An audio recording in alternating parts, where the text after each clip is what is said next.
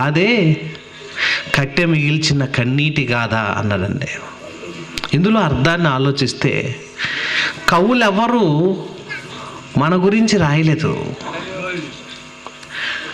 అభ్యుదయాలు అంటే పుస్తకాలు రాసినటువంటి ఎంతోమంది గొప్ప గొప్ప వాళ్ళు రాసిన పుస్తకాలు లైబ్రరీలోకి వెళ్తే మన గురించిన చరిత్ర పుస్తకాలు ఎక్కడ దొరకవండి.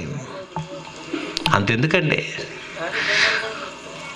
వాక్యంలో రాయబడింది కాక ఏ ఇంజనీర్ అయినా, ఏ డాక్టర్ అయినా, ఎటువంటి శాస్త్రవేత్త అయినా మన గురించిన కథ మనకు తెలియదు అని సైలెంట్ అయిపోయారండి. అంటే నీ గురించిన గాథ నువ్వు తెలుసుకోవాలి. బైబిల్లో అబ్రహాం గురించి ఉంది, ఇసాకు గురించి ఉంది, యాకోబు గురించి ఉంది, యేసుక్రీస్తు గురించి ఉంది, దేవుని గురించి కూడా రాయబడింది. వాటితో పాటు మన గురించి కూడా రాయబడింది. అదేంటండి, నేనెక్కడో మారుమూల ప్రాంతాల్లో ఉన్న మనిషిని, నా గురించి కూడా ఇందులో ఉందా అంటే మన గురించిన విషయాలు కూడా ఇందులో చక్కగా రాయబడ్డాయి. అంటే ఏంటండి, మనము అనే విషయాన్ని మనం తెలుసుకోకపోతే మన బ్రతుకు వేస్ట్. ఎంతకాలం పుట్టాము, ఎంతకాలం పెరుగుతున్నాం, ఎంతకాలం జీవించాము. 2 కేజీల నుంచి 2.5, 3 కేజీలతో పుట్టాం తల్లి గర్భం నుంచి బయటకు వచ్చినప్పుడు. ఒక్కొక్కరు పెరిగి పెద్దవాళ్ళై కెంటన్నర 2 కెంటాలు పెరిగిన వాళ్ళు కూడా ఉన్నారు. లేరా? మళ్ళా ఉన్నారు. కానీ శరీరాన్ని పోషించుకుంటూ పెంచుకొని పెద్ద చేస్తున్నాం. కానీ అసలు ఈ దేహాన్ని ఇచ్చిన ఈ దేహం ఎందుకు వచ్చింది? ఈ దేహం మనదా లేకపోతే ఇది ఏమన్నా వేరేగా ఉందా? మన దేహం ఎందుకో, మనమెందుకో, మన గురించిన కథ మనం తెలుసుకోకపోతే మన జీవితం వెనకబడిపోయినట్టేనంటే. అందుకనే మానవులకు అందరికీ తెలియాలని, మనుషులందరూ నేర్చుకోవాలని మహత్తరమైన సంగతులు. ఈ పాంప్లెట్లు మీరు చూసారో లేదో, పాంప్లెట్ మీద ఒక బొమ్మ ఉంది. ఏంటో తెలుసా? ఆ బొమ్మలో ఒక విచిత్రమైనటువంటి సన్నివేశం కనపడిద్దండి. ఏంటదో తెలుసా? ఇదిగో చూడండి.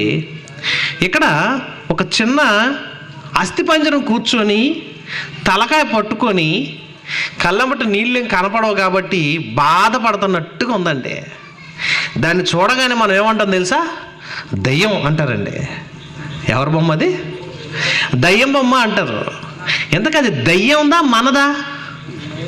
బాగున్నప్పుడు ఫోటో తీసుకొని వయసులో ఉన్న ఫోటో గోడకు తగిలించుకుంటాం. మంచి వయసులో ఉన్నప్పుడు ఫోటో తీయించుకుంటాం, ఆ ఫోటో గోడకు తగిలించుకుంటాం. ఎవరైనా చచ్చిపోయినా కూడా వారిని ఫ్లెక్స్లు వేసేటప్పుడు వయసులో ఉన్న ఫోటోలు వేస్తారు. అప్పుడు ప్రస్తుతం ఉన్న ఫోటో వేయరు. ఎందుకంటే అప్పుడు పొళ్ళు రాలిపోయి, నాలుకంతా లోపలికి పీక్కుపోయి, బొగ్గలన్నీ లోపలికి వెళ్ళిపోయి, గుడ్లన్నీ బయటకు వచ్చేసి, ఎముకల గూడు కనిపించే విధంగా ఆకారాన్ని చూస్తే దడుచుకుంటాం. అలాంటి ముఖాన్ని ఫ్లెక్స్లో వేయకుండా వయసులో ఉన్న ఫోటో తీసి వేస్తాం. ఎందుకంటే ఇదిగో చూడండి వయసులో ఎంత బాగున్నాడో అంటారండి. అంటే బాగున్న నాటి ఫోటో తీసుకుంటాం. అది పైనున్న ఫోటో. అది స్టూడియోకి వెళ్తే తీస్తారు మన ఫోటో. హాస్పిటల్కి వెళ్ళి ఫోటో తీయించుకున్నారు అనుకోండి, హాస్పిటల్లో కూడా మన ఫోటోలు తీస్తారు. దాన్ని ఎక్స్రే అంటారు. ఈ ఎక్స్రే మన బాడీ అంతా తీయించామనుకోండి, దాంట్లో ఏం బొమ్మ వస్తుందో తెలుసా? పైనున్న కళ్ళు, కాళ్ళు, చేతులు, ముక్కు, నోరు, అవయవాలు కనపడవండి. లోపల ఉన్న ఎముకల ఫోటో బయటకు వస్తుంది. ఎవరిది? మనదే. అది ఎప్పుడన్నా ఫ్రేమ్ కట్టించుకొని ఇంట్లో పెట్టుకుంటారా? దాన్ని చూస్తే భయపడిపోతాం, బాబోయ్ ఇదే మాకు వద్దు నాయనో అని. ఇంతకా ఆ ఫోటో ఎవరిది? మనదే. మన ఫోటో అలా ఉందా? అవును. పైనున్న తొడుగును చూసుకొని, ఈ తొడుగు అందంగా చూసారండి? ఎవరైనా అవనస్తులు కానీ, వయసులోకి వచ్చే పిల్లలు కానీ అందరికి నచ్చేది ఒకటి ఉంది. దాన్నే అద్దం అంటారు. అందరికి నచ్చిద్దండి. అద్దం ఎవరికి నచ్చదు? వయసులో ఉన్న వాళ్ళకి నచ్చిద్ది. ముసలి వాళ్ళు అయితే దాన్ని చూడరు, మానేశారు. ఎందుకంటే ఇంకేం చూస్తాం, వాళ్ళ జుట్టు నలిసిపోయింది, ముఖం అంతా వికారంగా అయిపోయింది. వయసులో ఉన్నప్పుడు చూస్తే ముఖం కాస్త అందంగా కనపడింది. ఇప్పుడు ఇప్పుడు చూడలేకపోతున్నామని ముఖం అద్దం కల్లా చూడరు. మరి వయసులో ఉన్నవాళ్ళు వచ్చే ఆ నూనూగు మీసాలు, పాల బొగ్గలు, మంచి అవకాశం చూసుకొని నా తల ఎలా ఉందని చాలామంది మగపిల్లలు అయితే దువ్యాన్ని తీసుకొని అటు దూతారు, ఇటు బాగుందా, పైకి బాగుందా, కిందకి బాగుందా, సైడ్కి బాగుందా అని ఎన్నిసార్లు దూతామనండి. ఆడవాళ్ళు అయితే మేకప్లు ఎన్నో రాస్తారు. కనపడిన షాంపులు, కనపడినటువంటి పౌడర్లు, కనపడిన డబ్బాలన్నీ పూసి ఫెయిర్ అండ్ లవ్లీలు ఎన్ని పూసుంటారు ఇప్పటికి. అంటే ఈ ఆకారాన్ని ప్రేమించి, ఈ శరీరం మీద ప్రేమ మక్కువ ఎంతంటే, నా అంత అందగాడు లేడు, నా అంత అందగత్తె లేదు అని అద్దం ముందు చూసుకొని సరిపెట్టుకోలేక ఇంట్లో అమ్మా నాన్న అరిస్తే అప్పుడు దాన్ని పక్కన పెట్టి బయటకు వస్తారండి. ఎంత ప్రేమ అండి. ఈ మధ్యకాలంలో సెల్ ఫోన్లు వచ్చినాక అర్ధరాత్రులు రోడ్ల మీదకి ఎక్కి ఫోటోలు తీసుకుంటున్నారు. చూసారో లేదు మీరు? ట్రావెలింగ్ వెళ్ళేటప్పుడు నైట్లో బైక్ మీద వెళ్ళిపోతూ అర్ధరాత్రి లైట్లు వెలుగులో దూరం నుంచి ఫోటోలు తీసుకోవటం, బ్రిడ్జిల మీద నుంచి ఫోటోలు తీసుకోవటం, సెల్ఫీ. అంటే తనకై తాను తీసుకునే ఫోటోని సెల్ఫీ అంటారు. అది తీసుకొని అందరూ పంపిస్తారు, ఎలా ఉంది నా ఫోటో అని. ఎక్కువ మంది లైకులు కొడతారా, కామెంట్స్ ఏమైనా రాస్తారా అని చూస్తారు. అంటే నా ఆకారము, నా ముఖము, నా వయస్సు, నా శరీరము ఎంత బాగుందో చూడండి అని అంటారండి. ఎంత ప్రేమ! శరీరం మీద ఎంత ప్రేమ అండి అందరికీ. అయితే ఈ శరీరము నీదా కాదా? అదేంటండి, ఇప్పటిదాకా చూసుకున్న అద్దంలో మురిసిపోయిన ఈ శరీరం నాది కాదా? ఎంతవరకు కనిపిస్తున్న ఈ ఆకారంలో ఉన్న డిజైన్ అంతా నాది కాదా అనుకుంటే, మరి నీదో కాదో తెలుసుకోవాలి మనం. ఇప్పుడు మనది కాదా, అవునా, నిజమా కాదా, డౌట్, సందేహం మనకే. ఇది మనదే అయితే మనకు తెలియకుండానే మనల్ని మోసం చేసిద్దా? మనదే అయితే మనతోనే ఎందుకు ఉండలేదు? అసలు మనది అనటానికి ఇంతకీ నీకున్న అథారిటీ, నీకున్న అధికారం ఏంటి ఎప్పుడన్నా తెలుసుకున్నారా? అప్పుడప్పుడు ఒంట్లో బాగలేదన్నప్పుడు మనకు వెంటనే గుర్తుకొస్తారు ఎవరు? డాక్టర్ గారు. డాక్టర్ దగ్గరికి వెళ్ళిపోతాం. డాక్టర్ గారు, ఏంటి నాన్న? నా కంట్లో బాగలేదండి. నీ కంట్లో బాగలేదా అనగానే ఏం చేస్తాడు? వెంటనే టార్చ్ లైట్ తీసి కన్ను ఓపెన్ చేసి కంట్లో టార్చ్ లైట్ వేసి చూస్తాడు ఏముందని. అక్కడ డాక్టర్ గారికి కానీ అడిగిన వ్యక్తికి కానీ ఒక ప్రశ్నకు ఆన్సర్ తెలియలేదు. ఏంటో తెలుసా? నా కంట్లో అంటున్నాడు కానీ నీ కన్ను, నీ కాళ్ళు, నీ తల, నీ మెడ, నీ ముక్కు, నీ చెవులు అంటున్నావు కదా, నువ్వెవరవు అని అడుగుతాడు ఎప్పుడన్నా అడిగాడండి? చిన్నపిల్లలు ఇప్పుడు మేము 2వ తరగతిలో పాఠం ఉండేది, ఏగ పాఠం. ఏగ అంటూ ఇల్లు అలుక్కుంటూ పేరు మర్చిపోయిందంట. చదివారా మీరు ఎప్పుడన్నా? ఏగ ఇల్లు అలుగుతూ పేరు మర్చిపోయి ఇంటి పక్కన వాళ్ళందరూ అడుగుతూ లాస్ట్కి గాడిద కడుపులో ఉన్న పిల్ల చెప్పిందంట, నీ పేరు ఏగ కదా అంటే, ఆహాహా నా పేరు ఏగా అని ఎగిరిపోయిందంటండి. అంటే నీ పేరేంటో, నువ్వేంటో, నీ చరిత్ర ఏంటో తెలియకపోతే నువ్వు చాలా వెనకబడిపోయావని అర్థం. మరి డాక్టర్ గారి దగ్గరికి వెళ్ళి నా కంట్లో బాగలేదనే కంటి గురించి ఆలోచన చేస్తాడే కానీ నీ కన్ను అంటున్నావు కదా, నీ ముక్కు అంటున్నావు కదా, మరి నువ్వెవరవి? అలా మీకు అర్థం కాదు. ఇది నా పెన్ను అన్నావు అనుకోండి, పెన్ను నాది. ఇది నా బైబుల్ అన్నప్పుడు బైబుల్ నాది. నేను పెన్నునా లేకపోతే పెన్ను నాదా? అర్థమవుతున్నప్పుడు మీకు? నేను పెన్నును కాదు, పెన్ను నాది, బైబుల్ నాది, షర్టు నాది. అంటే నాది అనేది వేరు, నేను అనేది వేరు. ఇప్పుడు అర్థమైందా మీకు? నాది అనేది నువ్వు వాడుకునేది, నీవు అనేది వేరు. అంటే ఈ దేహములో ఉన్న మనకు నువ్వు వేరు, నీ శరీరం వేరు. అంటే నేను అనుకుంటున్నా, నా కన్ను అంటున్నావు అంటే నీ కన్ను నువ్వు ఆడుకుంటున్నావు అంతే, నువ్వు కాదు. నా దేహం అంటే నీ దేహమే కానీ నువ్వు కాదా? అవును. ఎందుకంటే అప్పుడప్పుడు చనిపోయిన దగ్గరికి వెళ్తాం, చచ్చిపోయినటువంటి శవాన్ని చూస్తాం, ఎప్పుడు చచ్చిపోయాడండి అంటాం. అప్పుడు ఏమంటారు తెలుసా అండి, అందరు కరెక్ట్గా టైం చెప్తారు.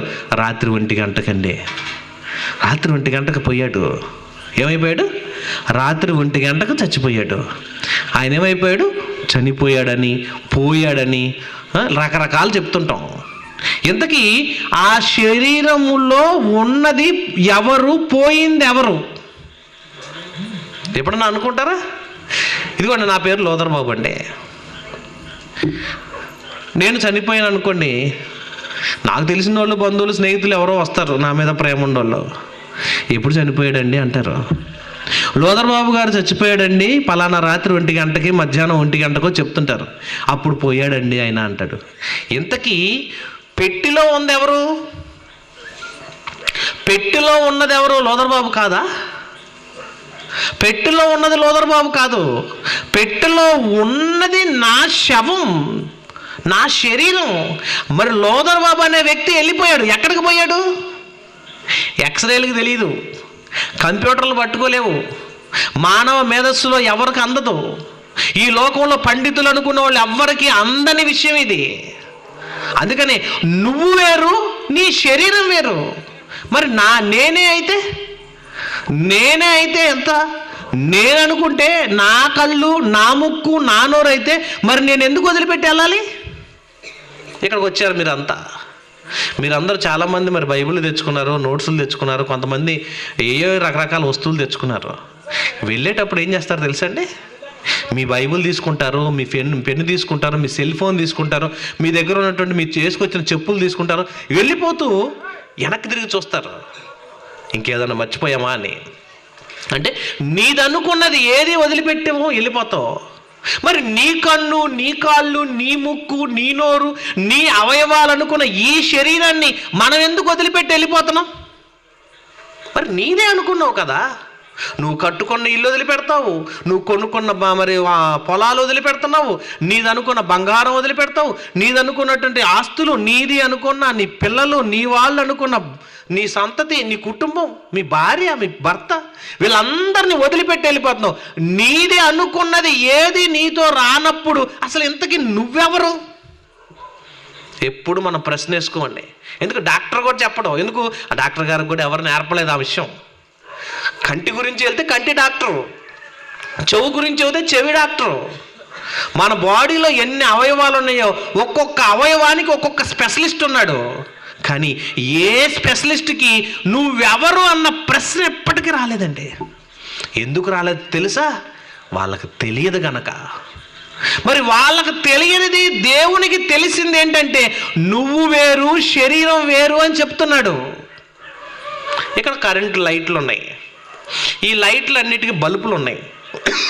ఈ ఆకారం ఫ్రేమ్కి లోపల చిన్న చిన్న బల్బులు ఉన్నాయి. బల్బులు వెలుగు వస్తుందా? బల్బులు లోపల ఉన్న కరెంటుతో వెలుగు వస్తుందా? బల్బులు ఉన్నంత మాత్రాన వెలుగు రాదు. ఆ బల్బు లోపల ఆ వైర్లో గుండా ప్రవహించే విద్యుత్ శక్తి ఒకటి ఉంది.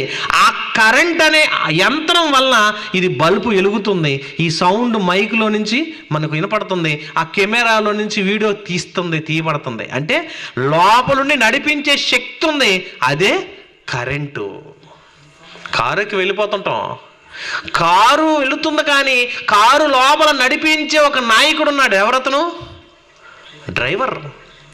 కారు లోపల ఉండి నడిపించేది ఒక డ్రైవరు నడుపుతుంటే కారు కదులుతుంది, కారు వెళ్ళిపోతుంది కాదు. కారులో నడిపేవాడు ఒకడు ఉన్నాడు.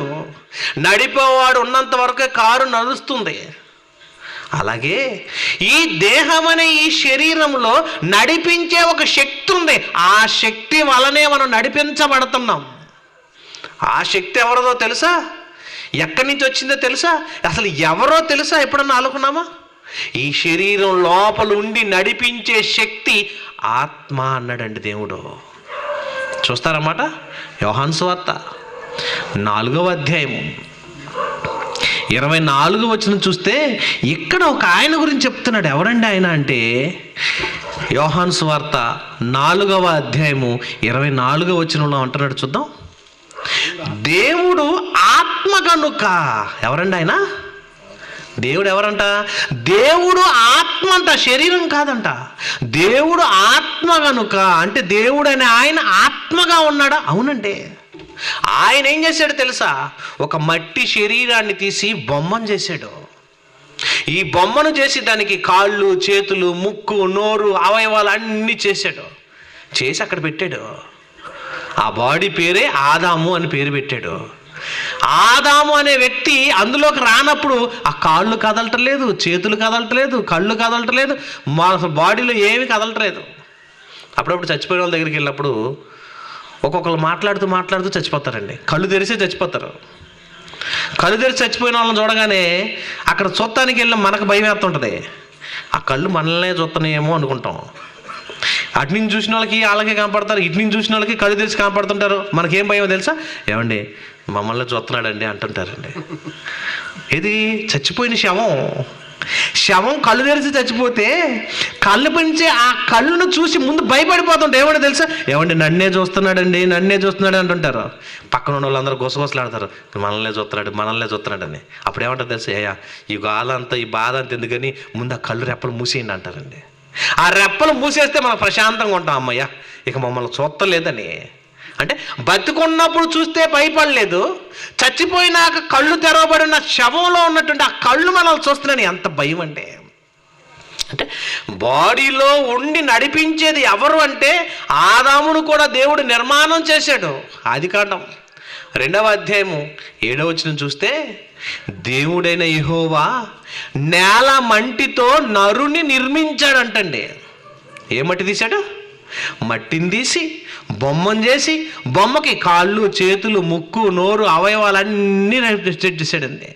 సెట్ చేసిన తర్వాత బొమ్మ కదలటల్లా. పిల్లలకి కొన్ని బొమ్మలు కొనుక్కొస్తాం, బ్యాటరీ బొమ్మలు తెస్తాం. బ్యాటరీ పెట్టి రిమోట్ ఇవ్వగానే స్విచ్ రకంగానే కాళ్ళు ఎత్తుంటుంది, చేతులు ఎత్తుంటుంది, డ్యాన్స్ చేస్తుంటుంది, పాటలు పాడుతుంటుంది. అంటే రిమోట్ ఎవరి చేతిలో ఉంది? ఆపరేట్ చేసేది మన దగ్గర ఉంది. దాంట్లో పవర్ ఉంది కనుక అది కదులుతుందా, నడుస్తుంది. కానీ దేవుడు చేసిన ఈ బొమ్మ కదలటలేదు. కదలనప్పుడు దేవుడు ఏం చేశాడు తెలుసా? అక్కడ చదవండి కిందకి. దేవుడైన యెహోవా నేల మట్టితో నరుని నిర్మించి వాని నాసికారంధ్రములలో జీవవాయువును ఊదగా. జీవవాయువు అంటే జీవ ఆత్మ అండి. దేవుడు ఆత్మ గనక తనలోని ఆత్మను ఈ బొమ్మలోనికి ప్రవేశపెట్టాడు. వచ్చేసింది. ఈ శరీరం అనే ఈ ఆకారంలోకి, ఈ దేహం అనే ఈ శరీరంలోకి, ఈ ఎముకల గూటిలోకి లోపలకు ప్రవేశించగానే, శరీరంలోకి ఆత్మ ప్రవేశించగానే కళ్ళు టక్కన తెరిచాడు. కాళ్ళు కదులుతున్నాయి, చేతులు కదులుతున్నాయి, నోరు మాట్లాడుతున్నాడు, నుంచున్నాడు, కూర్చున్నాడు, కదులుతున్నాడు, అటు తిరుగుతున్నాడు, ఇటు తిరుగుతున్నాడు. అన్ని అవయవాల్లో కదలికి వచ్చేసింది. ఎందుకో తెలుసా? దానిలోనికి ఒక శక్తి వచ్చింది. ఆ శక్తినే ఏమన్నాడు దేవుడు? ఆత్మ. అది ఎవరిది? దేవునిలో నుండి వచ్చిన ఆత్మ, దేవునిది, దేవునిలో ఒక భాగం. యెహోవా నీవే నా భాగం అంటాడండి బైబిల్లో. అంటే నాలో ఉన్న ఈ బాడీలో ఉన్న ఒక పార్ట్ ఆత్మ, అది నీది, నాది కాదు. అంటే ఈ భూమి మీద ఉన్న మనుషులందరిలో ఉన్న ఆత్మ ఎవరిది? ఎవరిదండి అది? మనది కాదు. మనది అనుకొని మోసపోతున్నాం. అంత ఆయనదే. ఆయన ప్రవేశపెట్టాడు. ఆయన చేసుకున్న బొమ్మలం, ఆయన రూపించిన బొమ్మలం. అప్పుడప్పుడు మీరు ట్రాన్స్ఫారాల దగ్గరికి వెళ్తే ఒక బొమ్మ ఉంటుంది. ఏం బొమ్మ అది? అక్కడ ఒక 2 ఇంటూ మార్కులు 2 ఎముకలు, మధ్యలో ఒక పుర్రె బొమ్మ ఉంటుంది. ఎవరిది? ఆ బొమ్మ ఎవరిదండి? అక్కడ డేంజర్ అని రాసి ఉంటుంది. ఎందుకో తెలుసా? నువ్వు నా జోలికి వచ్చావంటే నీ పరిస్థితి ఇంతే అన్నట్టుదండి. సరేండి, నువ్వు నా జోలికి రామాకు, నా దగ్గరకు వచ్చావంటే నువ్వు ఇంతే అయిపోతావు అంటే ఇంటూ లాగా 2 ఎముకలు, మధ్యలో ఒక పుర్రె పెట్టి చూస్తాడు. కింద డేంజర్ అని రాస్తాడు. అంటే నా జోలికి రావద్దు, వస్తే నువ్వు ఇలా అయిపోతావు అంటే. అప్పుడు ఏమైంది? అది ఎవరి బొమ్మ అంటే మన బొమ్మ. మనం అలా అయిపోతామని చూపిస్తున్నాడు, చెప్తున్నాడు. నా జోలికి రావద్దు అంటుంది. అంటే ఈ శరీర ఆకారంలో ఉన్న ఎముకల గూడండి ఇదంతా. సుమారు 250 ఎముకల 206 ఎముకలతో కూడిన గూడిది. 206 ఎముకలు కలిపిన ఒక గూడుకి, ఈ గూడు కదలటానికి దీని మీద నరములు, దానిలో మళ్ళీ మాంసం, దానిపైన ఒక తొడుగు, దానిలో నడిపించడానికి ఒక శక్తి కలిగిన గుండె, ఆ గుండెకి అనుక్షణం రక్త పంపిణీ మరి సరఫరా జరుగుతూ ఉంటే కళ్ళకి, కాళ్ళకి, చేతులకి, బాడీ అంతా బ్లడ్ సర్క్యులేషన్ జరుగుతూ ఉంటుంది. చూడండి, అప్పుడప్పుడు మనం వెహికల్ కొనుక్కొని వెహికల్ నడుపుతుంటాం. ఇంజిన్లో ఆ కదలికలు కలవడానికి ఇంజిన్కి ఆయిల్ ఎలా ఉంటుందో మన బాడీలో రక్తాన్ని అలాగే తయారు చేసాడు దేవుడు. ఆ ఆయిల్ లాగే అన్ని ప్రాంతాలలో ప్రతి కదలికలకి జాయింట్లు, ఆ జాయింట్లు అన్నింటికి గీజు కానీ ఆయిల్ కానీ చక్రాల్లో రకరకాలుగా పార్ట్స్ పెట్టేసేసి చెక్ చేస్తాడు. అవన్నీ కదలాలని మనలో కూడా కదిలే ఎముకల గూడులో నివసించి నడిపించేది ఏంటో తెలుసా? ఆత్మ. ఆ ఆత్మే నువ్వు. మరి ఈ శరీరం కాదా? ఇది కాదండి. ఫోటో తీసుకొని ఫ్రేమ్ కట్టుకున్నావు, మీరు నీది కాదా? ఇది నీది కాదు. నువ్వు ఉంటున్న ఇల్లది. నువ్వు ఎముకల గూటిలో ఉంటున్న నీ శరీరం అనే ఒక గూడు, ఆ గూట్లో నువ్వు ఉన్నావు. నీ గూడే, ఎముకల గూడే నీ శరీరం, నువ్వు కాదు. మరి నువ్వేమనుకుంటావు? ఈ శరీరం నాది, ఈ అందమైన ఫిగర్ నాది, ఈ రంగురంగుల జుట్టు నాది, తెల్లంటికి రాగానే నల్లగా రంగేసేసి అందం పోయిద్దేమోనని చక్కని రంగులేసి మేకప్ వేసుకొని హాయిగా బ్రతుకుతుంటాం. ఎందుకో తెలుసా? ఈ గూట్లో ఉన్న నిన్ను ఈ గూడు ఎప్పుడోకప్పుడు పతనం అయిపోద్ది. శిథిలమైపోయే ఈ శరీరాన్ని ప్రేమిస్తున్న నీకు జాగ్రత్త అంటున్నాడు. ఎందుకో తెలుసా? అనుకోకుండా చెప్పా పెట్టకుండా నేను ఇందులోంచి బయటకు తోసేసిద్దండి శరీరం ఒకరోజు.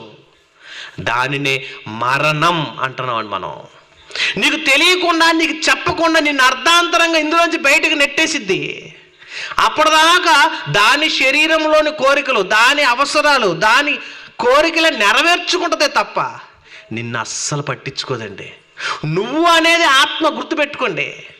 నీవు అనే ఆత్మ గురించిన ఆలోచన శరీరానికి అవసరం లేదు, అది అస్సలు పట్టించుకోదండి. ఎప్పుడైనా ఆత్మకు సంబంధించిన ఆహారం తినని పెట్టిద్దా? పెట్టదండి. ఆదివారం రాగానే మంచి రుచికరమైన ఆహారం కావాలి, మరలా మంచి రుచికరం, రోజు రోజుకి వెరైటీలు, రోజు రోజుకి ఆహారం. ఈ భూమి మీద కనిపించేవన్నీ శరీరానికే కానీ ఆత్మకు ఒక్కట్లేదండి. మెడికల్ షాప్కి వెళ్ళండి, అన్ని మందులు, మెడికల్ షాప్లో ఉన్న మందులన్నీ శరీరానికే. హాస్పిటల్ తర్వాత బయటికి వెళ్ళి బేకరీకి వెళ్ళాం అనుకోండి, బేకరీలో ఉన్నటువంటి ఆ పదార్థాలన్నీ ఈ శరీరం కోసమే. స్వీట్ షాప్లోకి వెళ్ళాం అనుకోండి, స్వీట్ షాప్లో ఉన్న స్వీట్లన్నీ శరీరం కోసమే. కార్ల షాప్లోకి వెళ్ళాం అనుకోండి, షోరూంలోకి, ఆ షోరూంలో ఉన్న కార్లన్నీ శరీరం కోసమే. నువ్వు ఏ వస్తువు కొనుక్కున్నా, బంగారం షాపులో ఉన్న బంగారం కానీ, భూమి మీద ఉన్నటువంటి ఆహార పదార్థాలు కానీ, సూపర్ మార్కెట్లో ఉన్న సరుకులు కానీ, కూరగాయల మార్కెట్లో ఉన్న కూరగాయలు కానీ, కనిపించే ఈ ఆకారానికి కనిపించే వస్తువులన్నీ దేనికోసం అంటే కేవలం ఈ శరీరం కోసమే. దీన్ని బ్రతికించడం కోసం, దీన్ని ఆనందింపజేయటం కోసం, దీన్ని పోషించడం కోసం ఎంత ప్రయాసపడతామంటే అండి, పొద్దున్నే లేవగానే పెట్టేస్తామండి దీనికి బెడ్ కాఫీ. తాగిందా ఒప్పుకోదండి, ఊరుకుంటుందా? తాగు వద్దు, పెట్టవా ఇంకా పెట్టవా, కానీ అని తొందర పెట్టిద్ది. ఏదున్నా లేకపోయినా ముందు దీనికి పెట్టాలండి. తర్వాత ఇడ్లీ అంటావు, తర్వాత చపాతీ అంటావు, తర్వాత పూరి అంటావు, ఒక్కొక్కరైతే 5-6 కుమ్మాలు లాగిచ్చేస్తారు. అంటే ఉదయాన్నే లేవగానే టిఫిన్, మధ్యాహ్నానికి ఖాళీ, మరలా కావాలంటదండి, మరలా భోజనం పెడతావు, మరలా సాయంత్రానికి ఖాళీ, మరలా రాత్రికి పెడతావు, మరలా మరుసటి రోజుకి ఖాళీ. ఇప్పటి నుంచి, పుట్టినప్పటి నుంచి ఇన్ని సంవత్సరాలు పెరిగిన నీకు ఎన్ని ఎకరాల పంట తిందో ఇది తిందండి, ఎన్ని ఎకరాల బస్తాలు తిన్నదో శరీరం తెలుసా? ఎన్ని చెరువులు నీళ్లు తాగేసిందో, చికెన్ కొట్టులో ఉన్నటువంటి ఎన్ని కోళ్ళు తినేసిందో, ఎన్ని గుడ్లు మింగేసిందో. ఏంటిది? ఈ శరీరమే. కనిపించే ఈ శరీరంలో ఎన్ని పోసినా పోడట్లేదండి ఇది. సముద్రాన్న మట్టి తీసుకొచ్చి పోతే కొన్నాళ్ళకు బూడిద్దేమో కానీ ఈ శరీరం అని ఈ జానడి పట్టలో ఎన్ని పోసినా అగ్నిగుండంలో పోసినట్టుగా భస్మం అయిపోతానే ఉంటుందండి. ఇంకా కావాలి అంటదండి. ఎప్పుడు వద్దనదు. పెద్దలో సామెత వాడతారు, ఇంటికి ఒంటికి ఎంత పెట్టినా వద్దు అని అన్నదంటండి. అది నువ్వు ఇంటికి ఎంతన్నా పెట్టు, ఇంకా కావాలంటది. శరీరానికి ఎంత పెట్టండి, ఇంకా కావాలి. బంగారం కొట్లో ఉన్న బంగారం అంతా తెగేసిన ఇంకో వెరైటీ వచ్చింది అంటాడు. అదిగో నాగార్జున గారు టీవీలో చూపిస్తున్నాడు, ఇంకో వెరైటీ వచ్చింది అంటాడు అంటది.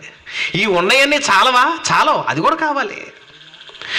ఈ శరీరంలో ఎంత పెట్టినా వద్దు అని అననిది ఈ శరీరం. అంటే ఇదేంటది తెలుసా?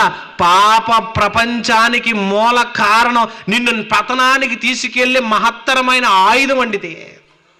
కానీ దాన్ని మనం అంతా ప్రేమిస్తాం. ఎంత ప్రేమిస్తామంటే శరీరాన్ని నడిపించే శక్తి అయిన ఆత్మను పట్టించుకోగాని, శరీరాన్ని పోషించేటువంటి నిలబెట్టి నడిపిస్తున్న ఆత్మ విషయంలో ఏమాత్రం ఆలోచించవు. కానీ 24 గంటలు శరీరానికి కావాల్సినవన్నీ సప్లై చేస్తూనే ఉంటామంటే ఎంత పెట్టినా వద్దు అనని ఆకారమే ఈ శరీరం అంటే. ఎంతకాలం తిన్న వద్దనదో, ఎంత డబ్బు సంపాదించినా వద్దనదో, ఎన్ని ఆస్తులు సమకూర్చినా వద్దనదో, ఎన్ని కావాలంటే ఇన్ని అన్నీ కాదండి, ఎన్నైనా దానికి కావాలంటే. అందుకనే ఈ శరీరంలోకి వచ్చిన ఏ వ్యక్తి అయినా నాకు బాగోలేదని అనడంటండి. చూస్తారన్నమాట. యెషయా గ్రంథం 33వ అధ్యాయము, యెషయా గ్రంథం 33వ అధ్యాయము 24వ వచనం చదువుదామండి. ఎంత బాగుందంటే అండి ఈ మాట. ఈ దేహంలో ఉన్న ఈ ఆత్మను చూసి, ఈ శరీరం చూసిన శరీరం ఏమంటో తెలుసా? నాకు దేహంలో బాగోలేదని. ఎంత చక్కగా రాశాడు చూడండి ఆ పదం. యెషయా గ్రంథం 33వ అధ్యాయము 24. నాకు దేహములో బాగోలేదని అందులో నివసించేవాడు ఎవడును అన్నట్టు. ఈ దేహం నాకు కంఫర్ట్గా లేదని అనరంటండి. ఎంత బాగుందండి ఈ శరీరం, ఎంత అందంగా ఉంది, ఎంత ఆనందంగా ఉంది, ఎంత సంతోషంగా ఉంది. చిన్నప్పుడు చూసినప్పుడల్లా ఆ స్వీట్ షాప్లో ఉన్న స్వీట్లన్నీ ఎప్పుడు కొనుక్కుందామా తిందామని ఆశ అండి. తిందామనే పాటికి అన్ని సమకూర్చుకొని డబ్బులన్నీ సమకూర్చునే పాటికి డాక్టర్ వచ్చేసి తింటే చస్తామంటున్నాడండి. అదేంటండి? షుగరు, బీపీ, అల్సరు, ఎన్ని రోగాలు వచ్చి పడ్డాయండి. తినకముందేమో ఎన్నో కోరికలు ఉన్నాయి, తిందామనే పాటికి కోరికలు తీరే పాటికి అవసరాలు వచ్చే పాటికి నేను తినేయకుండా చేసిద్దే. అంటే తింటే చచ్చిపోతా ఉంటాడు డాక్టరు. ఉప్పు తింటే బీపీ అంటాడు, స్వీట్ తింటే షుగర్ అంటాడు, ఇంకేదైనా తింటే గ్యాస్ అంటాడు, మరి ఏదైనా బిర్యానీ పలావ్గాని తిందామంటే అరగదంటాడు. అంటే ఈ శరీరంలో ఎన్ని అవసరాలు తీర్చుకున్నా ఏదో ఒక ప్రాబ్లం నెత్తిన పెట్టేదేనండి ఈ శరీరం. దీన్ని ఎప్పటికైనా నువ్వు జాగ్రత్త పడకపోతే, ఎప్పటికైనా దీన్ని వంచకపోతే, ఎప్పటికైనా దీన్ని మలుచుకోకపోతే నిన్ను అర్ధాంతరంగా తీసుకెళ్ళిపోద్దండి నరకానికి. అదేంటండి అంటారా? శరీరపు మాయలో ప్రపంచం మునిగిపోయింది. శరీరం మాట వినటం లేదు. ఎందుకో తెలుసా? ఇక్కడికి రమ్మున్నా రానివ్వదండి. వెళ్దాంలే పడుకో అంటదండి. చూసారండి? మైకి వినపడుతుంది కదా, పడుకొని విందాం అంటది. పడుకొని వినగానే అలా చెవులో పడగానే ఇలా నిద్రపోయిద్దండి. శరీరానికి ఇష్టం ఉండదు కదండి. ఎక్కడైనా సినిమా ప్రోగ్రామ్ కానీ డ్యాన్స్ పార్టీ కానీ పెట్టామనుకోండి, ఈ ఊళ్ళో ఉన్న వాళ్ళందరికి పట్టిద్దా ఈ గ్రౌండ్? శరీరానికి సంబంధించింది ఏది పెట్టినా వద్దనదండి. ఆత్మకు సంబంధించింది ఏది పెట్టినా అస్సలు విననివ్వదు, మాట్లాడనివ్వదండి. అందుకని దీని గురించి దేవుడు ఏమన్నాడు తెలుసా? గలతీ పత్రిక చూద్దాం. గలతీలకు రాసిన పత్రిక 5వ అధ్యాయము, గలతీలకు రాసిన పత్రిక 5వ అధ్యాయము 17వ వచనం చూడండి. శరీరం ఆత్మకును ఆత్మ శరీరమునకును విరోధముగా అపేక్ష. ఏమండి? అత్తాగోడల పోరన్న కొంతకాలం ఉన్నాక ఆగిద్దేమో. అత్త లేని కోడలు ఉత్తమరాలను, కోడలు లేని అత్త గుణవంతురాలను చెప్పుకుంటుంటాం మనం. కానీ ఆత్మ శరీరం లేకుండా బాడీ ఉండదు కదండి. దీంట్లో ఏమంటున్నాడు? ఇక చక్కని మాట అంటున్నాడు చూడండి. ఏమన్నాడు? నేను చెప్పినది ఏమనగా శరీరం ఆత్మకును ఆత్మ శరీరమునకును విరోధంగా ఆపేక్షించున్నవి. ఎప్పుడు గొడవేనంటాడు దీనికి. తిందామని శరీరం అంటది, విందామని ఆత్మ అంటుంటది. కాదు విందాం కూర్చో అని ఆత్మ అంటది, వద్దు లేచిపో అంటుంటది శరీరం. అంటే దేని మాట వినాలి నువ్వు? దేని మాట వినాలి నువ్వు? ఇక్కడ కూర్చోవడానికి కూడా బద్ధకంగా కూర్చోబెట్టి ఉంటుంది అది మిమ్మల్ని. చూసారా? ఇంకెప్పుడు వదిలిపెడతారా, వెళ్ళిపోదాం అంటది. ఎందుకంటే దాని గురించిన టెక్నిక్లు కానీ, దాని గురించిన లాలూచి గురించిన మాటలు కానీ చెబుతుంటే శరీరం విన్నవదండి. ఆత్మ ఏమంట తెలుసా? కూర్చో. శరీరం ఏమంట తెలుసా? లెగు. వద్దు కూర్చో, కాదు లెగు అని అంటుందంటే ఈ రెండింటికి ఏమవుతుందంటండి? విరోధం. ఒకటి చేద్దామంటే అది ఇంకోటి చేస్తుంటుంది. అందుకని ఏమంటున్నాడు? ఈ రెండిటి మధ్య ఏమంటున్నాడు తెలుసా? ఇవి ఒకదానికొకటి వ్యతిరేకంగా ఉన్నవి గనుక మీరేవి చేయ నిశ్చయింతురో వాటిని చెయ్యకుందురు. చెయ్యాలని ఆత్మ కొందే, కానీ శరీరం ఒప్పుకోదు. ప్రార్థనకి వెళ్ళాలి, దేవుణ్ణి నమ్మాలి, బాప్తిసం పొందాలి, దేవుని కొరకు బ్రతకాలని ఆత్మ అంటది, కానీ శరీరం ఏముంటది? రేపొద్దున 1000 రూపాయలు ఇస్తారు పనికి వెళ్తే, రేపొద్దున్నే పెందలకాడే వెళ్ళిపోతే మనకు డబ్బులు వస్తాయి, సాయంత్రానికి మంచి భోజనం, సాయంత్రానికి మంచి బిర్యానీ, చక్కని ఫంక్షన్లు ఉన్నాయి, పార్టీలు ఉన్నాయి, ప్రార్థనకొద్దు అంటదండి. చూసారండి? శరీరంలో నువ్వు ఉండి శరీరంలో ఉన్న నీ ఆత్మను దానికి లోబరిచావా నిన్ను మోసం చేసిద్దండి. కనుక ప్రియమైన దేవుని వల్లరా, దేహములో ఉన్న నిన్ను జాగ్రత్త పడమంటుంది. ఈ దేహంలో ఉన్న మనం జాగ్రత్త పడకపోతే నష్టపోతాం అంటున్నాడు. మరి ఎవరు నడిపిస్తుంది ఈ శరీరాన్ని? యోహాను సువార్త 6వ అధ్యాయము ఎంత చదువుకున్నాం? 63వ వచనం అండి. ఈ దేహాన్ని నడిపించే శక్తి శరీరాన్ని కాదు, దేహంలో ఉండి నడిపించే శక్తి ఆత్మది కనుక ఆత్మే నిన్ను నడిపించిద్ది. నడిపించే ఆత్మ మాటను వినాలి. చూడండి ఏమంటున్నాడు?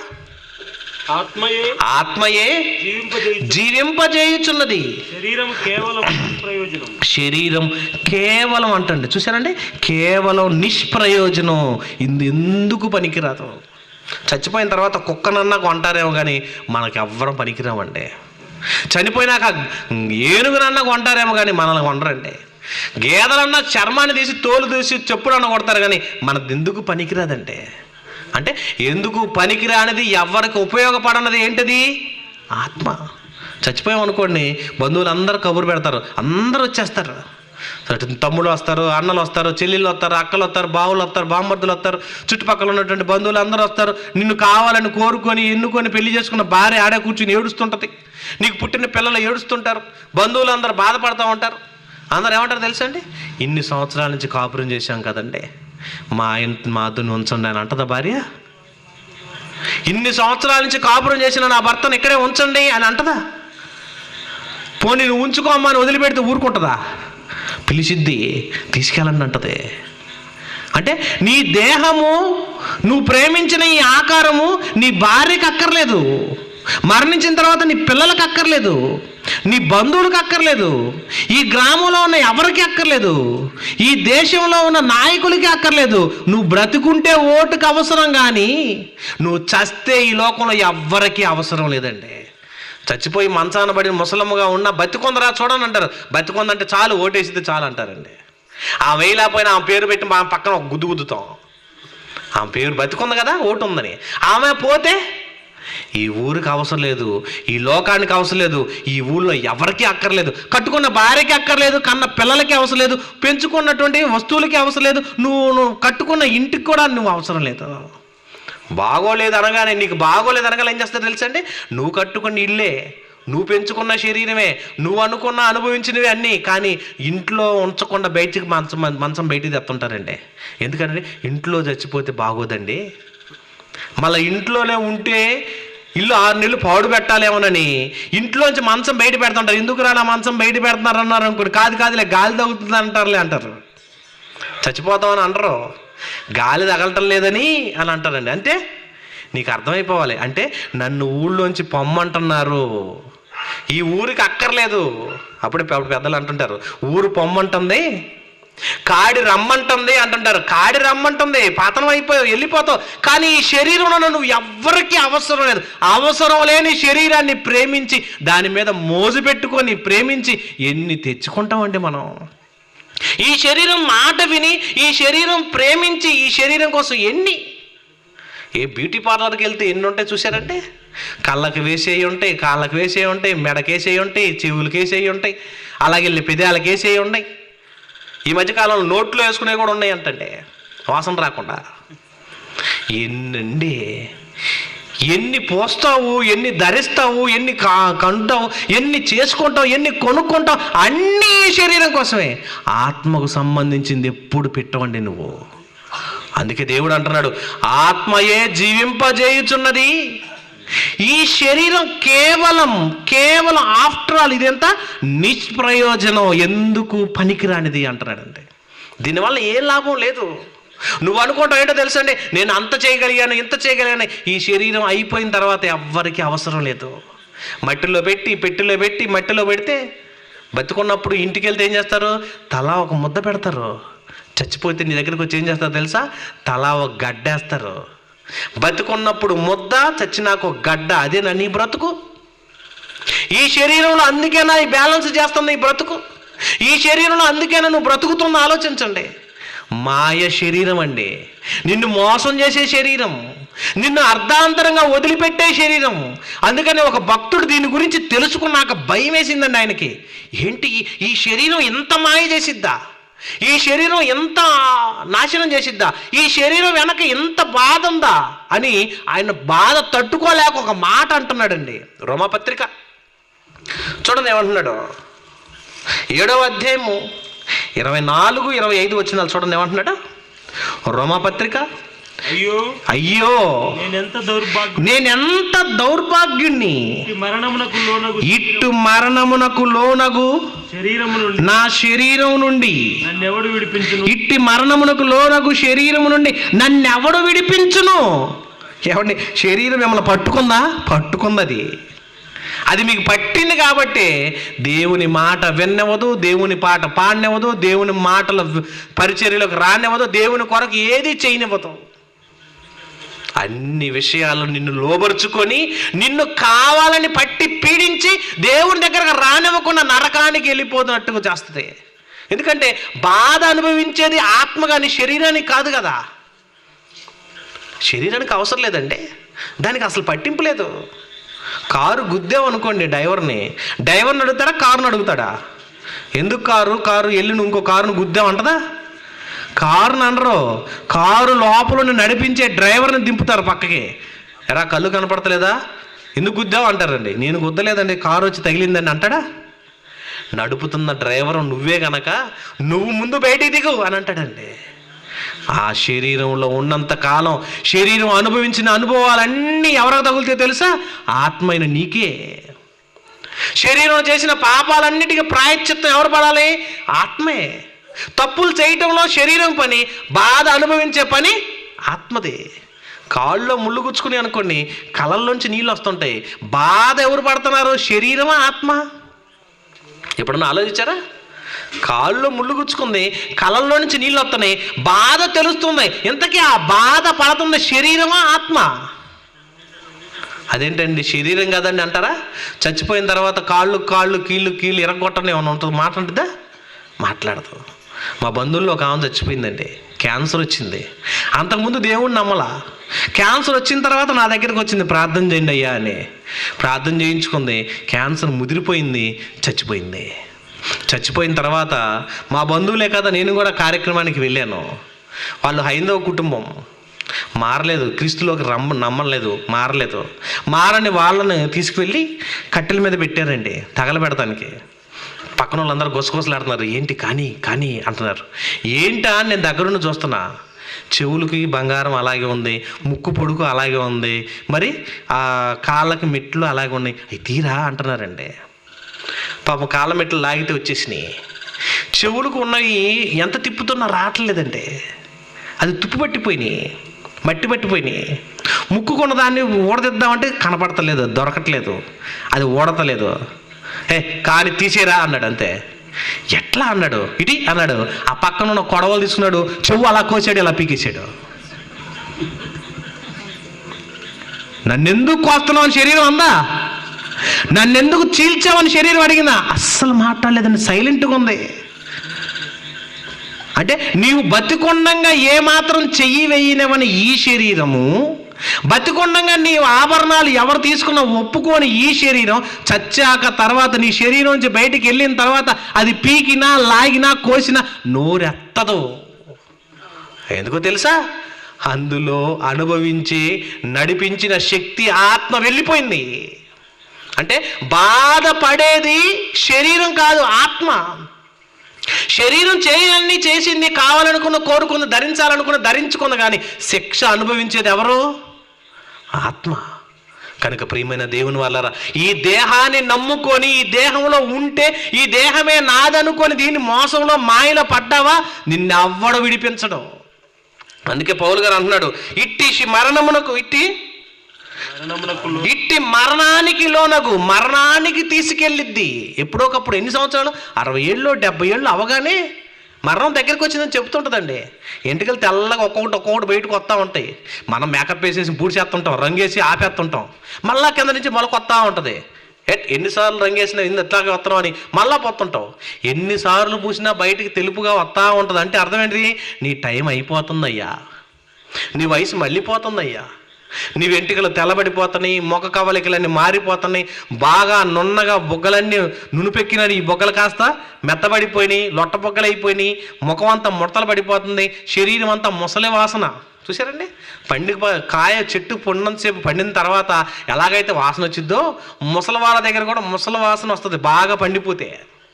అలాంటి ముసలి వాసన వచ్చేస్తూ నీ శరీరం అంతా క్షీణించిపోతూ ఒక్కొక్క అవయం పని చేయకుండా పోతుందంటే అర్థం ఏంటి, నీకు మరణం తొందరగా రాబోతుంది గనుక నువ్వు జాగ్రత్త చేసుకో అని చెబుతుంది. కానీ నువ్వేం చేస్తావు, పైన మేకప్ వేసుకొని, ఈ మధ్యకాలంలో బాగా ముసలి అనుకున్న ఆడవాళ్ళు కూడా జీన్స్ ప్యాంటు టీషర్ట్లు వేసుకొని తిరుగుతున్నారండి. ఇదేంటండి, అసలు వయసులో ఉన్న అమ్మాయి తెలియట్లేదు, ముసలామో తెలియట్లేదు. ఎందుకని మేకప్లు వేసేసుకున్నారు, పైకి రిగ్గు వేసేసుకున్నారు, చక్కగా రంగులు వేసేసుకున్నారు, జీన్స్ ప్యాంటు టీషర్ట్లు వేసుకొని పిల్లలు నడుచుకుంటూ వెళ్ళిపోతున్నట్టు నడుస్తుంటే అసలు ముసలి వాళ్ళో తెలియట్లేదు, వయసు వాళ్ళో తెలియట్లేదు. అంటే ఆకారాన్ని కప్పెట్టావు కానీ లోపల ఉన్న అవయవాలు మాత్రం బాగుంటాయా? ఎన్ని రోగాలు. డాక్టర్ దగ్గరికి వస్తారు ఒక్కొక్కరు, అప్పుడప్పుడు డాక్టర్ దగ్గరికి వచ్చినప్పుడు ఎంత అందంగా రెడీ అవుతారో తెలుసండి.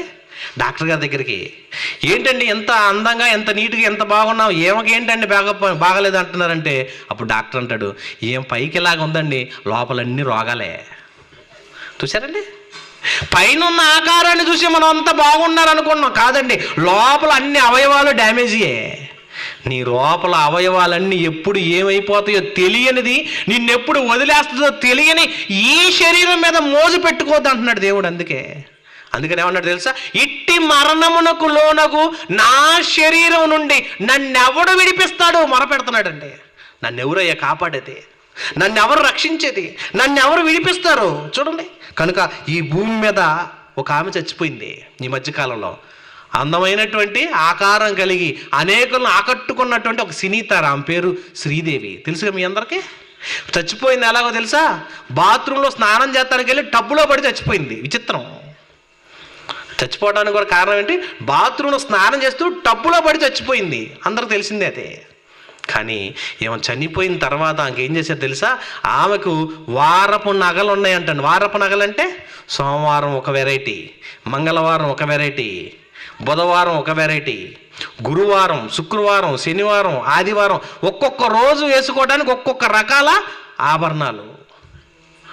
అందమైనటువంటి ఆ శరీరానికి ఎన్నో రకాల ఆయింట్మెంట్లు, మరి ఎన్నెన్నో ఫేరన్ లవ్లీలు ఎన్నో పూసి పెట్టి అన్ని ఆభరణాలు ధరింపజేయడానికి ఉన్న ఈ 7 వారాల నగలను చచ్చిపోయిన తర్వాత ఒకేసారి మొత్తం పెట్టేశారండి. వారం వేసుకునే నగలన్నీ ఒకేసారి పెట్టేశారు. కోట్ల రూపాయల ఖరీదైన పట్టుచీర కట్టారు, శ్మశానానికి తీసుకువెళ్ళారు. ఆడికి వెళ్ళిన తర్వాత ఏం చేశారు తెలుసా, పెట్టిన ఆభరణాలన్నీ మళ్ళీ పీకేసుకున్నారు.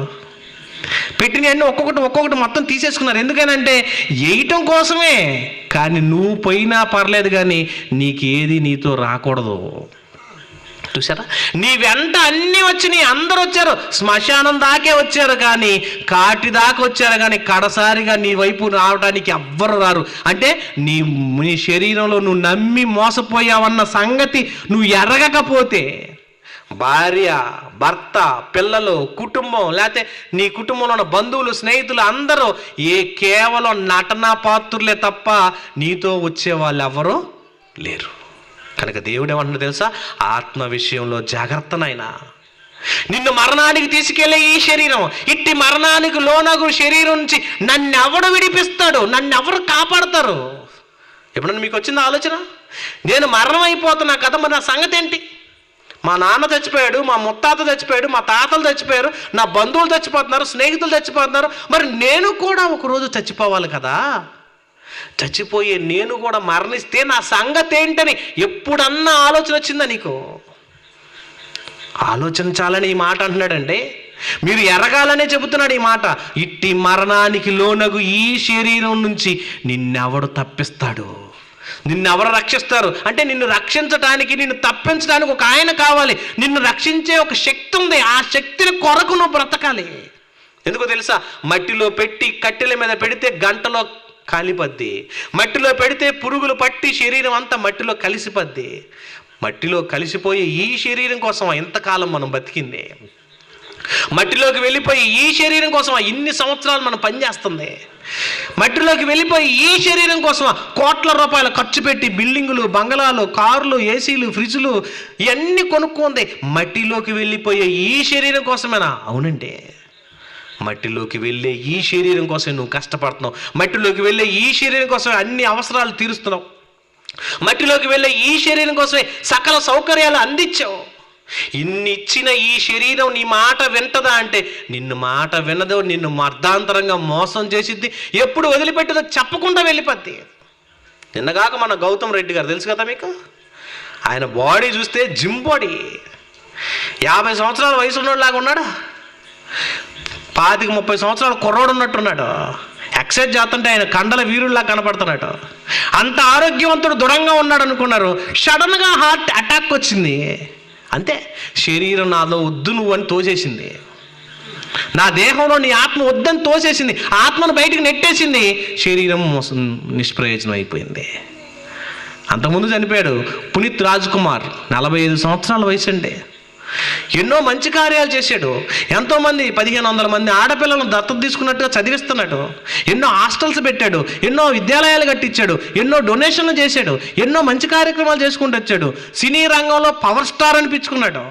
కర్ణాటక రాష్ట్రంలో అతనంత గొప్ప వ్యక్తి లేడన్నట్టుగా నిలబడ్డాడు. 45 సంవత్సరాల్లో ఎక్సైజ్ చేసుకుంటూ బ్రతుకుతూ ఆరోగ్యంగా ఉండాలని శరీరం కోసం ఎక్సైజ్ల మీద ఎక్సైజ్లు చేస్తున్నాడు. అసలు ఎక్సైజ్ చేస్తూనే చచ్చిపోయాడు. అంటే నిన్నెప్పుడు ఈ శరీరం బయటికి నెట్టేసిద్దో, ఎప్పుడు నీ ఆత్మ నాలో వద్దని తోసేసిద్దో నీ దేహంతో జాగ్రత్త అంటున్నాడండి. అందుకని ఏమన్నాడు? ఇట్టి మరణమునకు లోనగు నా శరీరం నుండి నన్నెవడు విడిపిస్తాడు, నన్నెవరు కాపాడతాడు, నన్నెవరు రక్షిస్తారు అంటున్నాడండి. కనుక ప్రియమైన దేవుని వాళ్ళరా, భూమి మీద ఉన్న మన శరీరం గురించిన ఆలోచన మనం చెయ్యకపోతే, ఈ భూమి మీద ఉన్న మన శరీరం గురించిన ఆలోచన మనకు రాకపోతే చాలా జాగ్రత్త. ఈ దేహం ఎలాంటి తెలుసా? సరైనదండి, వింతైనది, మేలైనది, యోగ్యమైనది. ఎంత వింతో తెలుసా ఈ బాడీ? ఏమండి, ఈ శరీరం ఉన్న అవయవాలన్నిటిని ఒక్కసారి ఆలోచిస్తే దేవుడు చేసిన విలువలో ఎంతో వింతండి ఈ శరీరం. కీర్తన గ్రంథం 71వ కీర్తన 7వ వచనం చూడండి. కీర్తన గ్రంథం 71వ కీర్తన 7వ వచనంలో మాట అంటున్నాడు, నేను అనేకులకు ఒక వింతగా ఉన్నాను. చూసారండి ఈ శరీరం ఎంత వింతో, మాయా. ఈ దేహంలో ఉండి నువ్వు అనుకున్నవన్నీ జరగాలనుకుంటావు, కానీ నువ్వు అనుకున్నట్టుగా అది జరగనివ్వదు. నువ్వు అనుకున్నవన్నీ ఉండాలని అనుకుంటుంది, కానీ నిన్ను ఆ మాత్రం రానివ్వదు. ఏమండి, తమిళనాడు ప్రాంతాన్ని చక్కగా ఏలినటువంటి అమ్మ అన్నారండి అందరూ. ఆ పేరే అమ్మ అంటారు అందరూ. ఎవరండి అమ్మ అంటే? ఆ పేరేంటి? జయలలిత. సుమారు 25-30 సంవత్సరాలు ఏలింది. ఎన్ని కోట్లు సంపాదించిందో. మంచం బంగారపదే, కంచం బంగారపదే, కుర్చీ బంగారపదే, టీవీ బంగారపదే, అద్దం చుట్టూ ఉన్న ఫ్రేము బంగారపదే, వాడుకునే ప్రతి వస్తువు బంగారంతో చేయించుకుంది. అంతెందుకని ఆమె పెంచుకున్న కుమారుడిని పెళ్లి చేయడానికి హెలికాప్టర్తో రాష్ట్రం అంతా పూలు చల్లించింది. ఆ చెన్నై పట్టణం అంతా బంగారపు కార్డులు పంచింది తెలుసా? శుభలేఖల మీద మనం గోల్డ్ అక్షరాలు పింటేస్తాం కాదు, ఆమె బంగారంతో అచ్చు వేయించింది. ఎంత డబ్బులు ఉన్నాయో, ఎంత ఆస్తి సంపాదించిందో, ఎన్ని కోట్లు సంపాదించిందో, ఎంత విలువైనటువంటి ఆభరణాలు కనిపెట్టిందో. పైకి ఎప్పుడు వేసుకోదండి, ఎప్పుడు రోడ్డు మీద తిరిగేటప్పుడు ఎప్పుడు వేసుకోదు. మరి ఆ బంగారం అంతా ఏం చేసుకుంటుంది? అనుకోకుండా మంచం పట్టింది, నెలల తరబడి మంచాన అంకితమైంది. అనుకోకుండా ఒకరోజు ఈ శరీరాన్ని వదిలిపెట్టి వెళ్ళిపోయింది. ఆస్తులన్నీ ఏమైపోతున్నాయి, సంపాదన అంతా ఏమైపోయింది, అర్ధాంతరంగా వెళ్ళిపోయే వీటి కోసం ఆరాటం, అర్ధాంతరంగా నిన్ను వదిలిపెట్టి వెళ్ళిపోయి ఈ మాయ శరీరం కోసం మోసపోతున్నావు, జాగ్రత్త అంటాడండి. మోసం చేసే ఈ శరీరం మీద మనసు పెట్టక ఆత్మీయంగా అభివృద్ధి చెందించి నిన్ను బలపరిచే వింతైన ఈ శరీరం విషయంలో చాలా జాగ్రత్త అంటున్నాడు. కనుక ప్రియమైన దేవుని వల్లరా, ఈ దేహంలో ఉన్న నిన్ను మట్టిలోనికి తీసుకువెళ్ళేది, కట్టెల మీద తీసుకెళ్ళి ఈ శరీరం ఎంత మాయ చేస్తుందో, ఎంత మోసం చేస్తుందో, నిన్ను ఎలా నడిపించి తీసుకెళ్ళి ఏడిపిస్తుందో రేపటి దినం పూర్తి వివరణ తెలుసుకుందామండి. మరిన్ని సంగతులు తెలుసుకుందాం. రేపు సాయంత్రం పెందలకాడ రండి. ఎన్నో సంగతులు మీరు చూసి విని నేర్చుకుంటారు. చక్కని విషయాలు తెలుసుకుందాం. ఈ శరీరం మనుషుల్ని ఎంత మోసం చేస్తుందో, ఈ కట్టె చివరికి ఎలాంటి కన్నీరు మనకి మిగులుస్తుందో, ఈ కట్టెలో అంటే ఈ శరీరంలో ఉన్న మనం ఎంత నష్టపోతున్నామో ఈ సంగతిని పూర్తి వివరణ రేపు రాత్రికి తెలుసుకుందాం. కళ్ళు మూసుకోండి, ప్రార్థన చేసుకుందాం. మహోన్నతుడైన మా గొప్ప దేవా, మీకు వందనములు, స్తోత్రాలు తండ్రి. విత్తబడిన మాటలు అపవాదు ఎత్తుకొని పోకుండా ప్రతి ఒక్కరి హృదయంలో ఫలింపచేయండి తండ్రి. మీకు లోబడి జీవించే మంచి మనసు ఇవ్వండి తండ్రి. ఈ శరీరం మట్టిదని, ఒట్టిదని, మాయని మేము తెలుసుకున్నాం తండ్రి. అయ్యా, ఎంతలో కనపడి అంతలో ఆవిరయ్యే ఆవిరిలాంటి ఈ జీవితంలో ఇదిగో తండ్రి, ఈ శరీరం నుంచి నన్ను ఎవడు విడిపించగలడు అని పౌలు గారు మరి బాధపడుతూ చెప్తున్నాడు తండ్రి. అర్ధాంతరంగా మాయ చేసే ఈ శరీరంలోంచి మేము ఎలా విడుదల పొందాలో, బోరున మా దేహం కూర్చొని ఏడుస్తున్న ఈ సన్నివేశం నుంచి మేము ఎలా తప్పించి రక్షించబడాలో మా అందరికీ కనువిప్పు దయచేయండి.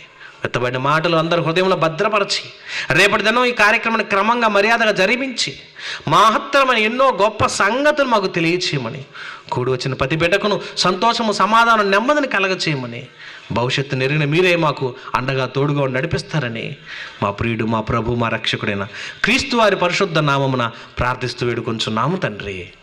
ఆమెన్. అందరికి వందనాలు.